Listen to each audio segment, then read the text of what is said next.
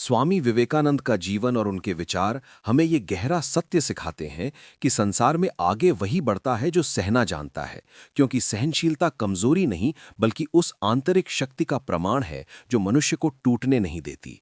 जीवन की राह में हर व्यक्ति को अपमान, असफलता, तिरस्कार, अकेलापन और पीड़ा का सामना करना पड़ता है।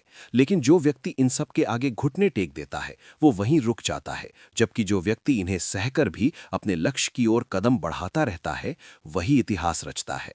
विवेकानंद कहते हैं कि जिस लोहे को आग में तपाया जाता है वही तलवार बनता है, और जो आग से डरकर अलग हो जाता है वो केवल कच्चा लोहा ही रह जाता है।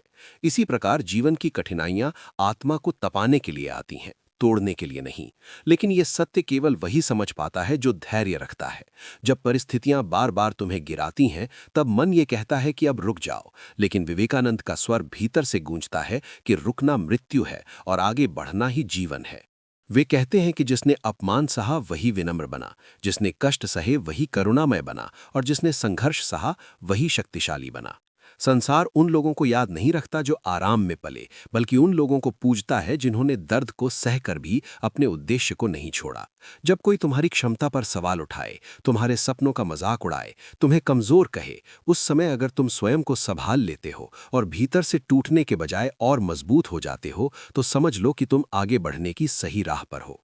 विवेकानंद कहते हैं कि जीवन में सबसे बड़ा तप ये है कि तुम निराशा को सहो, लेकिन उसे अपने चरित्र पर हावी ना होने दो, क्योंकि परिस्थितियां बाहर से चोट पहुंचाती हैं, लेकिन हार भीतर से होती है। जो व्यक्ति बार बार गिरकर भी उठने का साहस रखता है वही वास्तव में विजेता है, क्योंकि जीत एक दिन की घटना हो सकती है, लेकिन साहस एक जीवन भर का गुण होता है।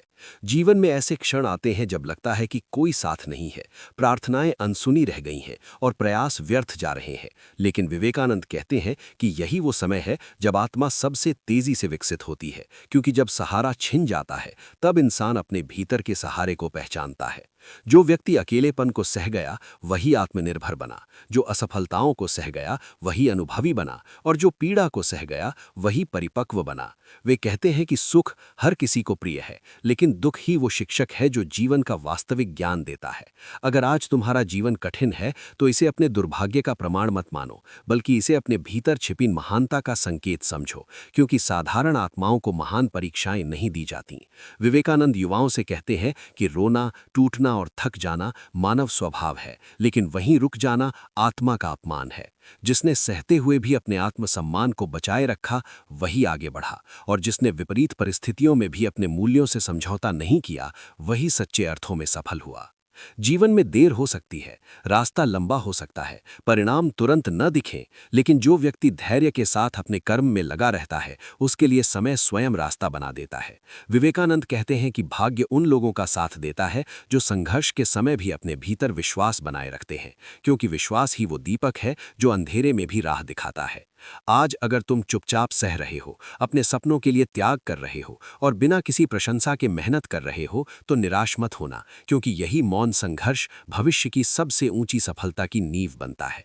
संसार तुम्हें तब पहचानेगा जब तुम ऊपर पहुंचोगे, लेकिन ऊपर वही पहुंचता है जिसने नीचे रहकर सहना सीखा हो। इसलिए विवेकानंद का ये संदेश अपने हृदय में उतार लो कि दर्द से भागो मत, संघर्ष से डरो मत और कठिनाइयों से शिकायत मत करो, क्योंकि जो सह गया वही निखरा, जो निखरा वही आगे बढ़ा, और जो आगे बढ़ा वही एक दिन स्वयं उदाहरण बन गया।